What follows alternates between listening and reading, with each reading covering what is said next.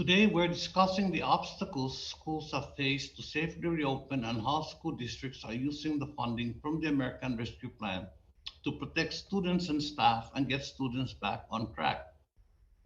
Each of us here agrees that safely reopening schools for in-person hearing is critical to our fight against COVID-19. Across the country, students are returning for the third school year under the cloud of a pandemic that has disconnected millions of our students from their education, expanded achievement gaps for students of color, students with disabilities, and English language learners, and eroded students' mental health. The emergence of the Delta variant has elevated the threat facing our students. According to the American Academy of Pediatrics, more than 240,000 children tested positive for COVID-19 during just 1 week earlier this month. Alone, 1 week. Fortunately, young people who contract the virus appear to have lower risk of serious illness. However, lower risk is not zero risk. COVID-19 has claimed the lives of nearly 500 Americans under the age of 17. That's more than 2.5 times the number of students who have succumbed to influenza, the flu, over that same period. And while young people are more likely to recover, the risk of lingering symptoms and the risk of transmission to adults must be taken seriously. The Delta variant has intensified the challenges facing school districts and the importance of implementing a science-based layered mitigation strategy to keep students and staff safe. With the right precautions and resources, schools can mitigate the spread of COVID-19 and safely reopen classrooms.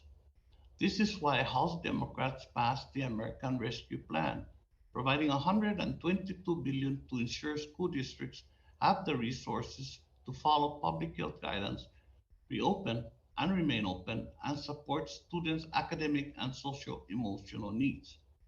Today, our witnesses will help us examine how schools are using these resources to navigate the difficult challenge of reaching these goals. In North Carolina, for example, schools that implemented largely use proper mask use largely prevented transmission of the virus, according to one study. In San Francisco schools, where 90% of adolescents are fully vaccinated, there has there have been no COVID-19 outbreaks since classrooms reopened.